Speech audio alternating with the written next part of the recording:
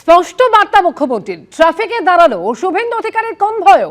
চিনার park থেকে আজকে শিয়ালদা আসছিলেন তিনি এবং সেই সময় ভিআইপি রোডের ক্রসিং এ দাঁড়িয়ে পড়ে মুখ্যমন্ত্রীর কনভয়। ওই সময় সিগন্যাল লাল ছিল বলে খবর সূত্রের। পুরো 56 সেকেন্ড সিগন্যাল ছিল না, আর সেই সময় দাঁড়িয়ে অপেক্ষা করে গোটা কনভয়।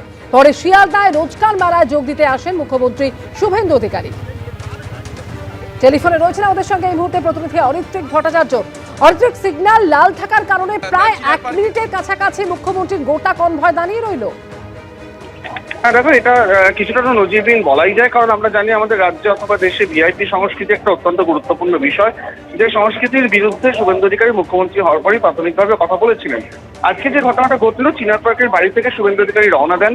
তার কর্মসূচি ছিল শিয়ালদা ডিআরএম অফিসে রোজগার মেলাতে তিনি অংশগ্রহণ করবেন। সেই কর্মসূচিটা আসার সময় তার গাড়ি যখন ভিআইপি রোড থেকে বাঁদিকে বেঁকছে, ভিআইপি রোডের ক্রসিং থেকে বাঁদিকে বেঁকছে উত্তরাঙ্গার দিকে, তখন সেখানে সিগন্যাল যে থাকে সেই সিগন্যাল লাল ছিল, এবং সেই লাল সিগন্যাল কোনোভাবেই কিন্তু মুখ্যমন্ত্রী কনভয় অতিক্রম করেনি। যদিও বা সেখানে পুলিশের উপস্থিতি ছিল, সেই কনভয় অতিক্রম করতেই পারত সেই সিগন্যাল, কিন্তু সেই সিগন্যালে মুখ্যমন্ত্রী এবং তার গোটা কনভয় 56 সেকেন্ডের মতন সেখানে অপেক্ষা করে।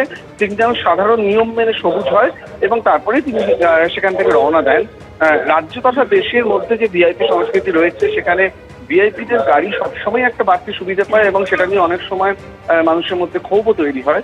এই যে আজকের ঘটনাটা, তার সেই তুলনায় ব্যতিক্রমী বলাই যায়। তবে এই ঘটনার প্রতীকী নাকি নিয়মিত এই পদ্ধতিতেই এই রাজ্যের ভিআইপি সংস্কৃতি চলবে, সেই প্রশ্নের উত্তর আরো কিছুদিন পরে হয়তো পাওয়া যাবে।